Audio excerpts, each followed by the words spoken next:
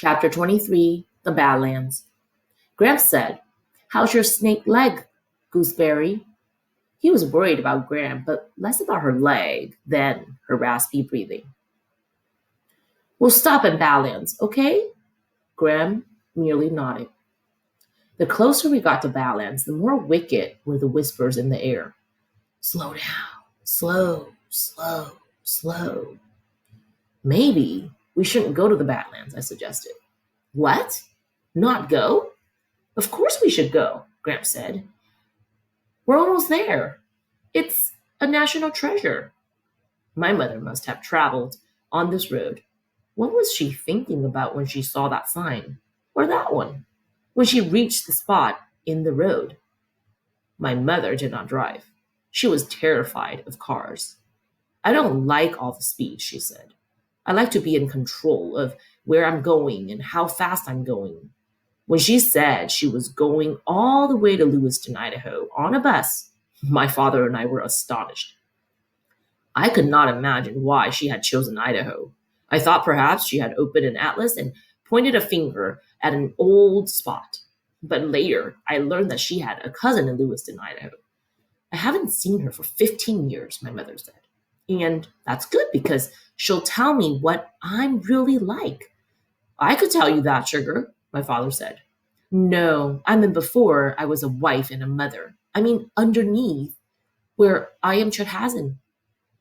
After driving for so long through the flat South Dakota prairie, it was a shock to come upon the Badlands. It was as if someone had ironed out all the rest of South Dakota and smushed all the hills and valley and rock into the spot. Right smack in the middle of flat plains were jagged peaks and steep gorges. Above was the high blue sky, and below were the pink and purple and black rocks. You can stand right on the edge of the gorges and see down into the most treacherous ravine, lined with sharp, rough outcroppings. You expect to see human skeletons dangling here and there. Graham tried to say "Huza," but she could not breathe well. "Hus, hus," she rasped. Gramps placed a blanket on the ground so that she could sit and look. My mother sent 2 postcards from Badlands. One of them said, "Salamanca is my left arm. I miss my left arm." I told Graham and Gramps the story that my mother had told me about the high sky, which looked higher here than anywhere else I had been. Long ago, the sky was so low that you might bump your head on it if you were not careful, and so low that people sometimes disappear right up into it.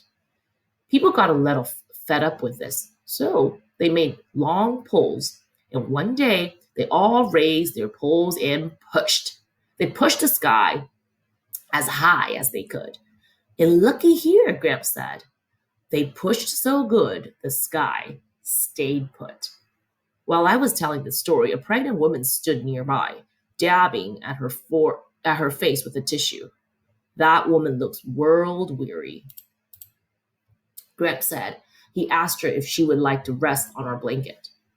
"I'll look around," I said. Pregnant woman frightened me. When my mother first told me she was pregnant, she added, "At last, we really are going to fill this house up with children." At first, I didn't like the idea. What was wrong with having just me? My mother, father, and I were our own little unit. As the baby grew inside her, my mother let me listen to the heartbeat and feel its kicking against her, and I started looking forward to seeing the baby. I hoped it would be a girl, and I would have a sister. Together, my father, my mother, and I decorated the nursery. We painted it sparkling white and hung yellow curtains. My father stripped an old dresser and repainted it. People gave us the tiniest baby clothes. We washed and folded each shirt, each jumpsuit, each sleeper. We bought fresh new clothes diapers because my mother liked to see diapers hanging in the line outside. The one thing we could not do was settle on a name. Nothing seemed quite right. Nothing was perfect enough for this baby. My father seemed more worried about this than my mother. Something will come to us, my mother said. The perfect name will arrive in the air one day. 3 weeks before the baby was due, I was out in the woods but on the farthest field. My father was in town on errands. My mother was scrubbing the floor. She said that scrubbing the floor made her back feel better. My father didn't like her to do this, but she insisted. My mother was not a fragile, sickly woman. It was normal for her to do this sort of thing. In the woods, I climbed an oak, singing my mom's song. Oh, don't fall in love with a sailor boy, a sailor boy, a sailor boy. I climbed higher and higher. Don't fall in love with a sailor boy. Then the branch I stepped on snapped, and I grabbed out at another. But it was dead and came away in my hands. I fell down, down, as if I were in slow motion. I saw leaves. I knew I was falling. When I came to, I was on the ground with my face pressed into the dirt. My right leg was twisted beneath me, and when I tried to move, it felt as if sharp needles were shooting all up and down my leg. I tried to drag myself across the ground, but the needle shot up to my brain and made everything black. There was a walloping buzzing in my head. I must have passed out again, because the next time I opened my eyes, the woods were darker and the air was cooler. I heard my mother calling. Her voice was distant and faint, coming, I thought, from near the barn. I answered, but my voice was caught in my chest. My mother found me and carried me back through the woods, across the fields, and down the long hill to the house. She called my grandparents to come take us to the hospital. It took forever just to get a cast, and by the time we got home, we were all exhausted. My father felt awful that he had been away and fussed over both of us constantly. The baby came that night. I heard my father telephoning the doctor. She won't make it, he said. It's happening right now. On my new crutches, I tottered down the hall. My mother was sunk into the pillow, sweating and groaning. Something's wrong, she said to my father. She saw me standing there and said, You shouldn't watch. I don't think I'm very good at this. In the hallway outside her room, I lowered myself to the floor. The doctor came. My mother screamed just once, one long, mournful wail, and then it was quiet. When the doctor carried the baby out of the room, I asked to see it. It had a pale, bluish tinge, and there were marks on its neck where the umbilical cord had strangled it. It might have been dead for hours, the doctor told my father. I just can't say exactly. Was it a boy or a girl? I asked. The doctor whispered his answer, a girl. I asked if I could touch her. She was still a little warm from being inside my mother. She looked so sweet and peaceful and curled up, and I wanted to hold her, but the doctor said that was not a good idea. I thought maybe if I held her, she would wake up. My father looked shaken, but he didn't seem concerned about the baby anymore. He kept going in and touching my mother. He said to me, It wasn't your fault, Sal. It wasn't because she carried you. You mustn't think that. I didn't believe him. I hobbled into my mother's room and crawled up on the bed beside her. She was staring at the ceiling. Let me hold it, she said. Hold what? The baby, she said. Her voice was odd and silly. My father came in and she asked him for the baby. He leaned down and said, I wish. The baby, she said. It didn't make it, he said. I'll hold the baby, she said.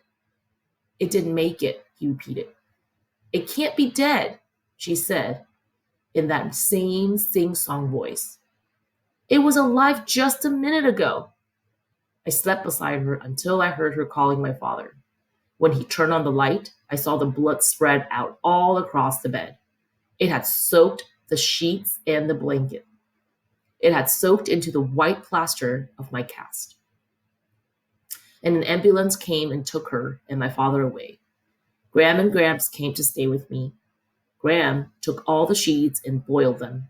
She scrubbed the blood from my cast as best as she could, but a dark pink stain remained. My father came home from the hospital briefly the next day. We should name the baby anyway, he said. Do you have any suggestions? The name came to me from the air. Tulip, I said. My father smiled. Your mother will like that. We'll bury the baby in the little cemetery near the aspen grove, where the tulips come up every spring. My mother had 2 operations in the next 2 days. She wouldn't stop bleeding. Later, my mother said, they took out all my equipment.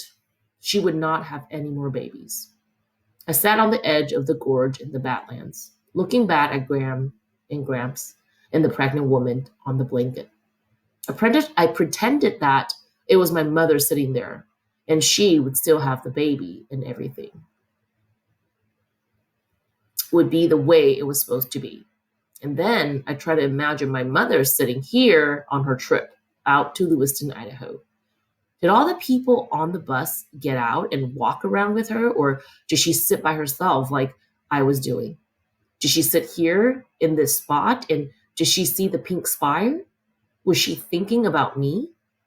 I picked up a flat stone and sailed it across the gorge, where it hit the far wall and plummeted down, careening off the jack outcroppings.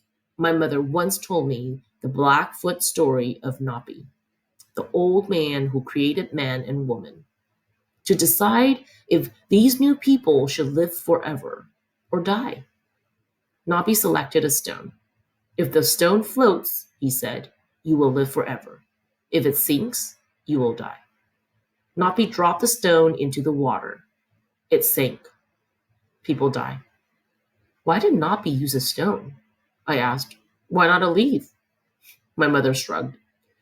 If you had been there, you could have made the rock float, she said. She was referring to my habit of skipping stones across the water. I picked up another rock and sailed it across the gorge, and this one too hit the opposite wall and fell down and down and down. It was not a river. It was a hole. What did I expect?